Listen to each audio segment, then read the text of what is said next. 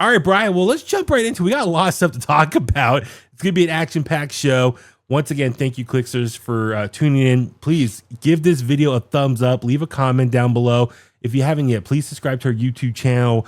We finally hit 1,000 subscribers a couple months ago. Let's keep that momentum going, get more subscribers, build this channel up, the community up, everything. All you Kliqsters out there. Share the video as well, the podcast, all that good stuff. Follow us on social as well at In The Kliq. All right, first things first, some clickbait news. And man, Brian, in the last couple of days, quite a bit of news stories have been breaking in the world of pro wrestling. Also, just some events have been announced, and there's been like a lot of conversation online about the build to WrestleMania, which we'll touch on that in a second as well. But first things first, some exciting news. Congrats to WWE legends, the Natural Disasters. It was announced, I believe, yesterday officially. They will be inducted in this year's class for the WWE Hall of Fame. And I'm looking at the actual website here. Yes, the Natural Disasters will be inducted into WWE's Hall of Fame class of 2025. So very cool. It's going to be Earthquake and Typhoon or Tugboat or Shockmaster, aka Uncle Fred to Cody Rhodes, Fred Ottman. So Earthquake, John Tenta, and Typhoon, Fred Ottman. Legendary tag team. I mean, they got big. They came together as a tag team in the late 90s. Oh yeah, was he the Shark in WCW, John Tenta? But yeah, they came together in the late 90s, and they took over the tag team division during that time. And I love that they were like combined weight was like 900 pounds, and they would get the tag team gold in WWE. They had great matches with Money Inc., Legion of Doom, and the Nasty Boys during their run as champions. And there's a whole article about this on WWE.com. So Brian, I'll turn it to you, man. What's your first reaction of Natural Disasters going into the Hall of Fame? So good for them. You know, Yes. I didn't watch them too much. I wasn't really a fan of the Natural Disasters. Mm-hmm. I really think that this spot should have been reserved for Johnny Grunge and Rocco Rock. Okay. We got our boy Lex Luger going into the Hall of You Fame. said Johnny Grunge? Yeah. Look at me, man. In WCW, oh my God. We got Lex Luger going in there. I figured, hey, why not put another legendary WCW act in the Hall of Fame? And let's give it to the Public Enemy. They're both, oh my God, I forgot that they're both dead, unfortunately. Man, Johnny Grunge passed away in 2006 and Rocco Rock in 2002. Wow. I used to love their, not to take away from the Natural Disasters. Nah. See, I remember that too, clearly. Oh my God. Not to take away from the Natural Disasters. I remember John Tenta. Yeah. I remember his big match with Boss Man for, what was it? It was hair versus hair? And then whatever hair Tenta had left, Boss Man just cut it off. He started snipping away at it. You know? And who's the other guy? Which one of them was the one who jumped in the ring like that? Well, Earthquake was, because that was his, when he started out. So Earthquake, okay. For anyone who may be a little bit younger or doesn't know who John Tenta is, I remember playing with him on the Royal Rumble video game on Sega. And that was one of his things. He'd run, like whenever you'd get to the next character, he'd run and then he'd like jump in the ring like this. I was just gonna say, if you want to learn more about John Tenta, I believe it was last season or season before, they did an episode about him on Dark Side of the Ring. Check it out. For like a 45-minute episode, without the commercial stuff. They do a good job just summing up who he is, his career. So if you want to learn more about his backstory, unfortunately he passed away. What year did he pass? Actually, how long ago did he pass away? 2006. Yeah. Unfortunately, So on Dark Side of the Ring, they have his wife and his two kids on there, explain who he is and his friends and stuff, talking about it. Sounds like he was just an amazing, nice guy. Despite his big look, he was just such a nice guy. He's got to start in Japan. He was a sumo wrestler turned wrestler, pro wrestler. And it was just cool kind of hearing the stories of him bouncing around with Japan to WWF. And, he was brought in as like the next big monster to take on Hogan. And then eventually he's transitioned into a tag team with Typhoon. And then went to WCW and was the Shark with the Dungeon of Doom with Kevin Sullivan. And but he came off of this big menacing monster, but behind closed doors in his personal life, he was such a nice guy apparently. And I mean, the big thing with him also, he just looks so much older for his age. As you can see, look at his photos. He was balding at a young age, but like when he was in WWF, he was like in his mid to late 20s, but he looked like he was in his 40s. So that was the only thing. It's just he looked older for his age, but he was fun. Just as someone young when I was growing up. I mean, when he was in WWF and when Natural Disasters formed, I was 7 years old. So that was like late 90s or sorry, late 1990. And so Typhoon, yeah, man, he's been around too. He was Tugboat, then Typhoon, Shockmaster in WCW. Yeah. And then but yes, he is his real name is Fred Ottman, but yes, he's Cody Rhodes' uncle. And if you look online, there's a promo of Uncle Fred and I believe it was Tony Schiavone at a house, and you see a young Cody Rhodes in the segment. He's like babysitting a bunch of his nieces and nephews, and Cody Rhodes is there. So it's very funny. I saw that on Instagram yesterday, so that was funny to see that. Awesome. But yeah, no, I was a little shocked that they were getting in this year. I mean, I guess Fred kind of leaked it, I think last week, the week before, he's doing an interview and said, "Oh yeah, I'm doing this Hall of Fame thing." So he kind of revealed it early. I thought, if you're watching the video on YouTube, I thought I'm wearing my brand new Demolition shirt. I thought Demolition was going to be the tag team because that's what WWE Hall of Fame. They get like a tag team in every year. I thought Demolition was going to be the ones because wasn't it reported a couple months ago they just signed new Legends deals with WWE. So I thought, oh, maybe they're coming in. And then was it announced today or yesterday that Crush, his family, Brian Adams, his family signed a Legends deal as well? A Legends deal. Mm-hmm. Yeah. So, and who you don't know, he became the third member for Demolition before he went on to singles run as Crush, like the Pineapple Crusher, and then he became part of Dio or was it DOA? Apocalypse? Yeah, DOA. Yeah, the Apocalypse. Yep. Yeah, it's the little motorcycle club on WWE television. He was great. And then when he went over to WCW, him and Adam Bomb formed. Was it Chronic? Dude, that was a badass tag team. Those two monsters, because they were like just swole and like ripped and like. Remember that? Ron Adams, he was wasn't he in NWO too at one point? I think so. Yes, I think so. I think he was part of the B team NWO with Scott Norton and NWO 2000. Yeah. But that's the thing too. Like, keep in mind, remember I was gonna say with Chronic, they had like the shiny outfits, the ring gear.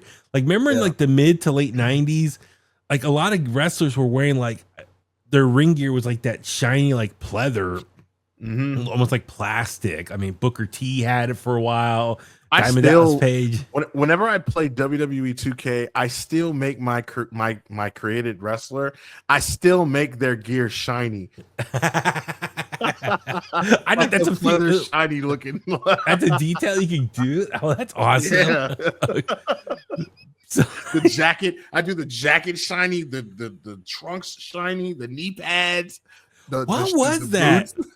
I would love to talk to Booker T or something. And like, what? Like, I mean, I get it. It's like a 90s fashion thing, late 90s fashion thing in wrestling. But like, who started that? Like that, like leather shiny. That's actually a good question. It just everyone had it. DDP had it. Lenny Lane had it. It was like they moved on from like spandex or like, that nylon material to that for a few years. Rey Mysterio, He had That's the a good pants. question. Yes, please leave a comment if you know who started that official trend of like the shiny pants and ring gear and stuff. Wow. So, but no, all things considered, congrats to Natural Disasters. You know, just it's another tag team from my childhood making in. But that's cool. So they're gonna go in along with, as we mentioned last week, Triple H, Lex Luger, and Michelle McCool. I don't know if that's it. If they're gonna announce another induction as well. I mean, do they still do the celebrity wing as well? You know, I don't know. Did they do one last year? I'm trying to see. Did they do a celebrity wing last year? Because after a while, it's like you kind of run out of all of them. Right. Let's see. Last year was Paul Heyman, Bull Nakano, Thunderbolt Patterson, Leah Maivia. Oh, that's The Rock's grandma. The U.S. Express was the tag team. Celebrity was Muhammad Ali last year. Okay. That's right. Oh, that's right. That's when The Rock got his own custom belt, the People's Belt. So I don't know. They might try to get one more person in. So I don't know if there's anyone else. Let's see. As of right now, Triple H, Michelle McCool, Lex Luger, and Natural Disaster. So was there no Warrior Award? Last year there wasn't. Oh, there isn't. There was not a Warrior War. I think they kind of stopped doing that one. Let me see. Because for a while there, let's see, in 2023 it was Rey Mysterio, Great Muta, Stacy Keibler, Andy Kaufman. Oh, Tim White got the Warrior Award. So, I don't know. Yeah, if they're going to do it or not, we shall see. But I do want to touch on, speaking of the WWE Hall of Fame class for 2025, as we mentioned, Lex Luger's going in. You and I expressed how excited we are for both for him to go in. The big thing this week, though, Brian, was when Lex Luger was announced he's going to go into the WWE Hall of Fame. He revealed pretty quickly that he wants Sting to induct him. Right now, that's a little bit of an issue because Sting, while he retired last year with AEW and retired from pro wrestling, he's still under contract technically with them. Like, I don't know what the exact terms are. Is like a form of like a Legends deal with them or something? Do you know exactly what the details were or what that is? I don't know the exact details, but I guess he's still under contract with them, and I guess you can call it like a Legends deal or something like that. Yeah. So it's just it's right now. Just a lot of people are online are like, okay, will AEW allow Sting to go to enemy territory, the competition, WWE, and speak at the Hall of Fame? And there's a lot of people says, please, Tony Khan, let Sting go to speak at Lex Luger's thing, because especially Lex Luger was at Sting's last match at AEW Revolution last year with that match with Darby against the Young Bucks. Lex Luger was there, but he was not allowed to be seen on TV. I think that's what it was, because he had a Legends deal with WWE. Yep. So that's kind of like one example. Like, well, Tony Khan technically could be like, no, I don't want you guys can't use Sting because we asked to have Lex Luger come to our event. You guys wouldn't allow him to be on TV. So, eye for an eye type thing. I don't know. What's your feeling on this whole Sting Lex Luger situation? I feel like if I was a businessman and if I was deep into this war, I guess you can call it, with WWE, I would probably do the same thing that they did to me, which is, yeah, he can go and he can attend, but he can't be on TV. But I don't think, part of me feels like Tony Khan would love to do that, but I feel like he has a lot of love for Sting, and I'm sure he's got a lot of love for Lex Luger. We all know Tony Khan is a wrestling head, so I know that those same Nitro moments that I have, I know he shares a lot of the same. Yeah, he's our age. Yeah. So I feel like he would do it just to be like, look, guys, see, I'm not the bad guy. I'm playing fair. Yeah, it's be them. the, like, be and the bigger I'm person. all for. I'm being a bigger person. I'm all for, the legacy and the the career and the honor and the respect and love, and so I'm not gonna let my frustrations or my hatred toward the people in the office over there get in the way. I think Tony would love to do any and everything with WWE in a collaborative effort if he could, but obviously WWE don't play that way. But yeah, I don't know, man. I would love to see Sting up there to induct Lex, because who else? Who else? Yeah, I think the thing here is I wonder if like there's gonna be certain conditions, like Tony could be like, all right, Sting, you can do this, but you gotta tell them they need to introduce you like wrestling legend from AEW, Sting. Like they have to mention AEW in the introduction. Maybe that's one way to kind of get some free advertising for their product. Right. And maybe that's one trade-off. But yes, like in a perfect world, you would. Can you imagine Michael Cole or Graves, AEW wrestler Sting, here to induct our next inductee? Yeah, and I mean that's the thing. It's like I wonder, could they some form of compromise? But you're right. Like technically, Tony Khan doesn't have to allow this to happen. He could be like, "Screw you guys!" Like you said, we wanted to show Lex Luger on TV during Sting's final match, but you wouldn't allow it. So why should I play ball? But yeah, he could be the bigger person. Be like, you know what? Here, yes, you can use him. I want to keep Sting happy. I don't want Sting to get pissed off at me or show any resentment towards me because I didn't allow this to happen. The other thing too is, I know some people could be are trying to be in Tony's corner, be like, don't allow it, because WWE is playing a little hardball right now. Because as it's announced, All In this year is going to be in Texas, and then WWE just announced like a Saturday night's main event, I believe that same weekend. So they're like, okay, like they're counter programming counter programming with an event that same weekend. Is it the same? Is it in Texas as well? Or I think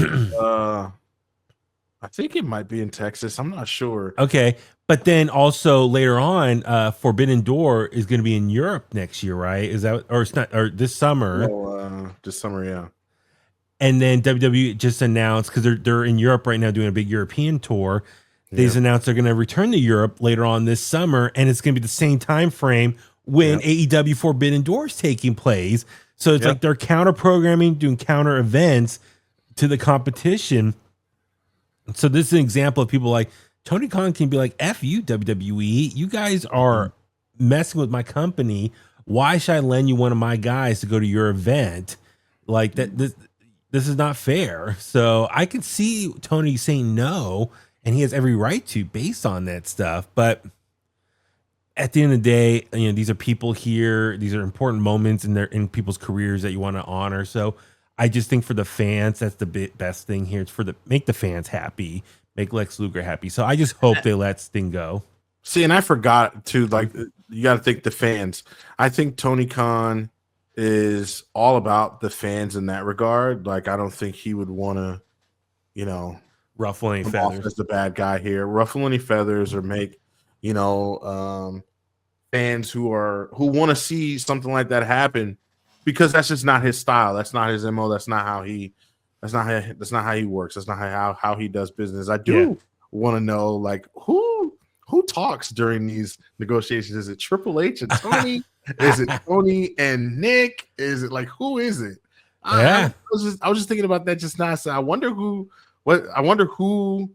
has to be on the phone. Is it Triple H, Tony, and Nick? Is it Nick and Tony? Like, it's crazy. Maybe I'm sure maybe Sting has an agent, and that agent talks to like the person overseeing the Hall of Fame. They might have someone specifically like handling the whole Hall of Fame ceremony and planning that out. So maybe it's like the agent and that person talking, and then they relay messages. Yeah. They're like the messenger for all that stuff. Yeah. So middleman. Yeah, exactly. So We'll see what happens next there. Hopefully, yeah, Lex Luger can get his wish and have Sting induct him. That'd be really cool. And this would be cool to see WWE use him in some capacity. Also, it was announced this week. So last week we kind of went over all the major events happening in Las Vegas for WrestleMania 41. They announced another event. It's called WrestleMania After Dark. It's coming to is it LIV? Live. I think it's pronounced Live. Live. Okay. Yeah.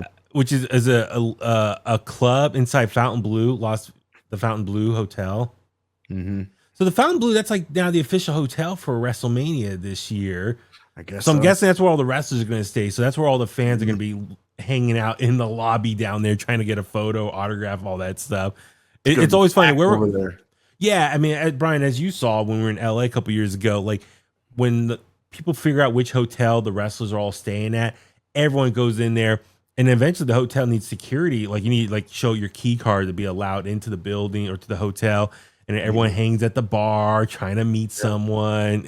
Or hang by the elevators, wait for someone to come on and off the elevator, get an autograph or photo, paparazzi type stuff. So it's gonna be interesting. But so this After Dark thing, it looks like club parties at a club inside the hotel Fontainebleau. So it's gonna be Thursday, April 17th through Sunday, April 20th. As far as WWE wrestlers go, so Charlotte Flair, Rey Mysterio, Bianca Belair are going to be night 1 that Thursday. Liv Morgan, Braun Breaker, night 2 that Friday. Saturday the 19th, you got Jimmy and Jey Uso with Machine Gun Kelly. I think Kevin Owens needs to show up and powerbomb him again through a table. And then Sunday, April 20th, it's going to be Damian Priest, Tiffany Stratton, and Gronk. Yes, Gronk used to be in the NFL, Tom Brady's tight end. So Brian, my kind of reaction is, okay, you got Charlotte, Ray, and Bianca on that Thursday. I'm sure they're like, okay, we need some star power there. So, but you guys do Thursday, so that way you guys won't be tired. You have like a day to rest on Friday. But then again, Charlotte's gonna have to probably work that Friday night SmackDown and then maybe compete that Saturday. So that's going to be a busy day for her. I'm guessing Braun Breaker, if he's going to be Friday, I'm guessing maybe does that reveal the IC title match is going to be on Sunday? Because this here, it says 10:30 to 4 a.m. these parties. So Braun Breaker's up till 4 a.m. on that Friday night. He must be wrestling Sunday then. That we have Saturday to sleep in at least. Right, then, unless they're gonna make them go for like 10 minutes and then they're gonna send them on their way, which I highly doubt they would advertise them. I'm pretty sure they're gonna be there for a good chunk of the party, especially because especially like leading up to it, they're gonna want to promote. Yeah, well, and then so my big thing is, so that Saturday 19th, you got Jimmy and Jey Uso there. I think we all assume Jay versus Gunther is going to be night 1 that Saturday. So I'm just anticipating this could be a celebration party. If Jey Uso wins the world title, this could be his celebration party that night. I can see it now on Raw the night after WrestleMania, them showing footage from the WrestleMania After Dark party. Oh, totally.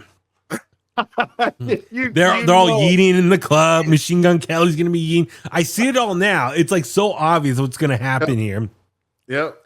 And then the other thing too, so that's Sunday, the Gronk party. You got Damian Priest and Tiffany Stratton.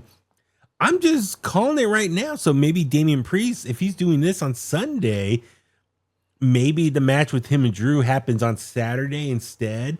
And then Tiffany and Charlotte, maybe their match is on that Saturday, so that frees up the Sunday to go do this party. So that's just my guess there. So I know they have not officially announced what matches that have been announced for WrestleMania are happening on what night. On all the flyers and graphics on WWE.com and social, it says both nights still. What do you think about that? Do you think that's a good idea? I mean, as a fan, I'd never really liked them waiting so long to announce what matches is going to be on what night because, as a fan, it's like I want to know what I want to know what matches. I mean, outside of the main events, the main events, the WWE Championship match, it's like I would like to know what matches are going to be on what night. Do you think that's do you like that, or do you think it matters? Well, no, you're right. It's a little annoying because, like, let's say we all know the tickets are really pricey now. Yeah. And so some people maybe can't do the combo. Yeah. Can't go do Saturday and Sunday. They can only afford one day. So out of the 2 days, I'm sure a lot of people will just pick Sunday if we want to see Cody versus John Cena, like the main event for that night of night 2. A lot of people say that's the true main event of WrestleMania, even though it's 2 nights. But then again, there might be some people who want to see Jey Uso have a chance to win the world title. We assume it's going to be that Saturday, so maybe a lot of people are going to pick Saturday to see that historical moment.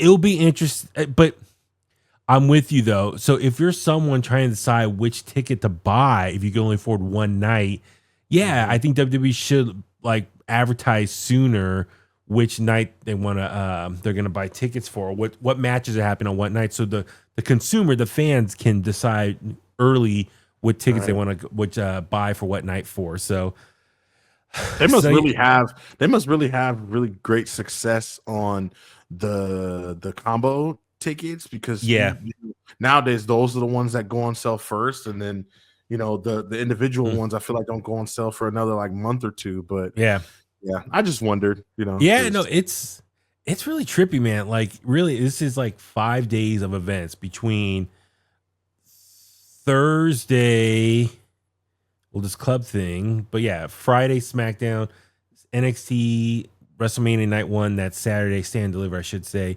Night 2 on Sunday, Raw After Mania on Monday, NXT on Tuesday, and then you got the Hall of Fame ceremony, you got the roast, you got all these After Dark things. So wait, this After Dark thing will happen same time as the roast on that Sunday. So, man, they got events all over. They really are taking over Las Vegas with events all over the place. That's what I was gonna say right now. This is a really cool idea, and I always go back to just, I guess, the business model, or the things that Nick Khan was talking about before he like 100% took over and TKO thing happened. Like, just the fact that ever since he's been in WWE, he's gotten them involved in a part of things like this, and for them to do this WrestleMania After Dark thing, it's pretty much like it's like their thing now, as opposed to, I remember one year they sent them to Rolling Loud, and that's right, like as a Bianca Belair and Street Profits went out there.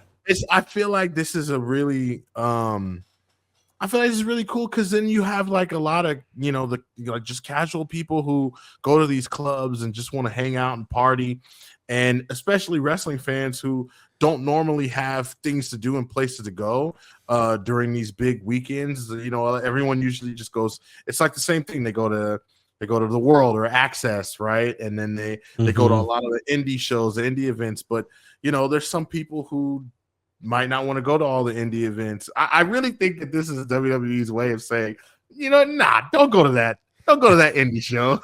Well, no, I mean, and that's what we said last week on the episode was, whenever city WrestleMania is in, during those dates,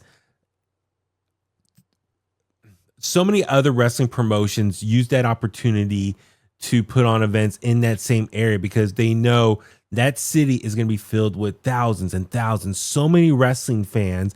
And this is for them, their big opportunity to take advantage of that saturation of so many wrestling fans in one city.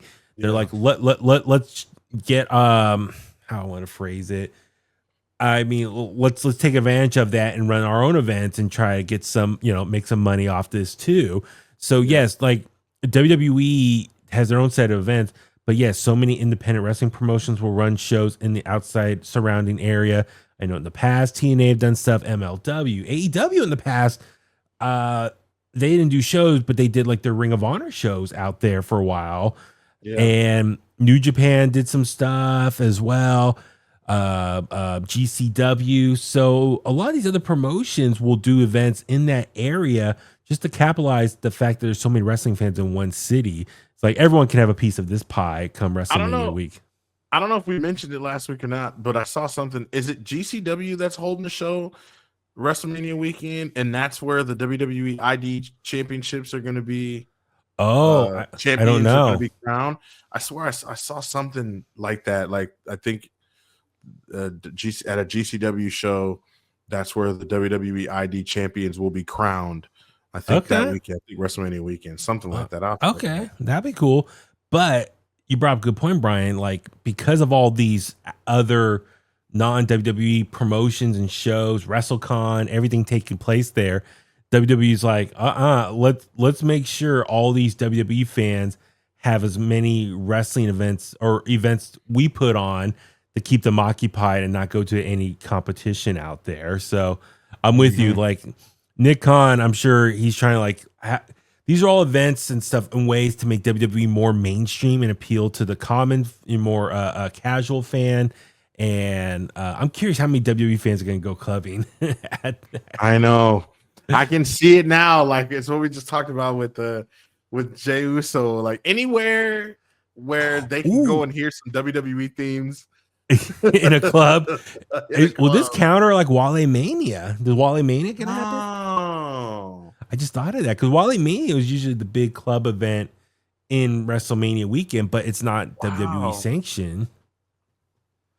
I don't know. Probably. Maybe that's the thing. They saw the popularity of Wale Mania and like, let's capitalize on that and do our own version after dark. But you're right. No, I think WWE's like, let's put on as many events as we can, keep the fans busy with like our this WWE umbrella that is taking over Las Vegas. So yeah, I'm curious to see. They're gonna have that drone going everywhere in Las Vegas. I know, and just the social media clips. It's gonna be it's gonna be a lot of coverage out there. So all right, one other thing touch on real quick, kind of some shocking news came out earlier today. Gail Kim, along with a handful of other employees for TNA, were fired. That's really shocking news.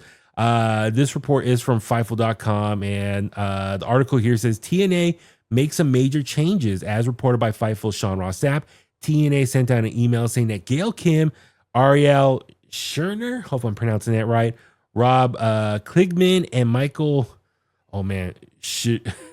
Shuniko, hopefully I'm sorry if I butchered that, are out of the company in a round of firings. Kim had been involved with talent relations, and she was also working as a producer. Scherner had been overseeing all content, and he worked closely with TNA president Anthony Shinone. I'm totally butchering that name too. Shinone on all talent creative decisions. Kligman had been the chief revenue officer at Anthem Sports Group, while Kligman was the vice president of digital operations. Wow.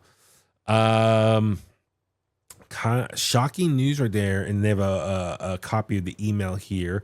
Mike Johnson, PW Insider, reports that Hunter Johnson, also known as Delirious, will head creative, and Tommy Dreamer will continue in his role on the team. They will report directly to Silva. Dreamer will also head talent relations following Kim's departure. Wow. Okay. Wow. Senior Vice President of Digital, David Clevenger, will be starting in April as well. Senior Vice President of Sales, Nicole Rasheen, has already started with the company this month. It sounds like, based on my experience working kind of in that corporate world, let's see, some people are like merging jobs. So I wonder if this is like some form of cutbacks to kind of save some money. So it's like we're letting go of this person and you're going to absorb their job, their position. But then Tommy Dreamer will help with creative and do talent relations as well. So Tommy Dreamer's role seems to be expanding with TNA. So I wonder if we're going to hear more Busted Open to talk on TNA moving forward. Yeah. But yeah, no, the big thing here is just Gail Kim being fired. That's the big shocker, and that's the big takeaway here. Everyone's a little upset with. So yeah, your thoughts on this firing? I thought it was, I mean, it's surprising just because, especially as of late, I know like for a long time, everyone has associated Gail Kim with TNA, but even as of late, like over the years, the changes they've made in the women's division, the popularity, how much she's done as like just someone backstage who has fought for the women's division, whether it be as a coach or just as a mentor, just creatively. I thought it's kind of crazy. I thought it was fake at first until I saw an actual like real report. I was like, okay, wow, that's bizarre. And then I seen like a bunch of like opinions and fake news and saying, oh, it's WWE's fault. I'm like, what? And so that it had me looking. I'm like, wait, what happened? What did WWE do? Right? And I'm just like, oh, okay, I think people are just talking. But it's sad because I feel like TNA is in a really great place right now. Yeah. The women, especially for the women, I feel like with the partnership that they have with WWE and having NXT come over and do things, I feel like a lot of the women are kind of heading that job. Like it's a lot of more women from NXT and from NXT, or I'm sorry, and from TNA have gone back and forth. And I don't know, it's just kind of bizarre. It's weird, it makes you think like what's going on over there. Like you said, maybe it is cuts, but Gail Kim of everybody and anyone who they could have let go. Yeah, I'm trying to like read over this article again. So yeah, no, the thing with Gail Kim, she is hands down arguably one of, if not the best female wrestlers of her generation. Like what she did in TNA back in the day put women's wrestling back on the map, while WWF or WWE were doing kind of like bra and panties matches and stuff like that. Gail Kim was carrying it up in TNA with Awesome Kong and putting on incredible matches there and other matches with other female wrestlers. And you're right, putting female wrestling on the map, it's like, yeah, we can go just as good as the men and bring a lot of attention there. And then as she transitioned to more behind the scenes role, as she, later in her career, it looked like she helped maintain that strong women's presence in TNA and building up a strong female roster. And there was a point there, TNA had like the best female roster in all pro wrestling. I mean, now you can make the argument NXT has the best one or most deep one right now, but yeah, back in the day, TNA had arguably the best women's roster in all of pro wrestling, and Gail Kim was a part of that. And because of that, I think she is, well respected, well loved for her work, and a lot of wrestlers respect her. So with her being in talent relations, I'm sure she was like helping, like negotiate, bringing people in, and trying to lure wrestlers over there. So, and I'm sure there's a lot of wrestlers that sign with TNA because of her. They respect her as a wrestler and what she contributes to the business.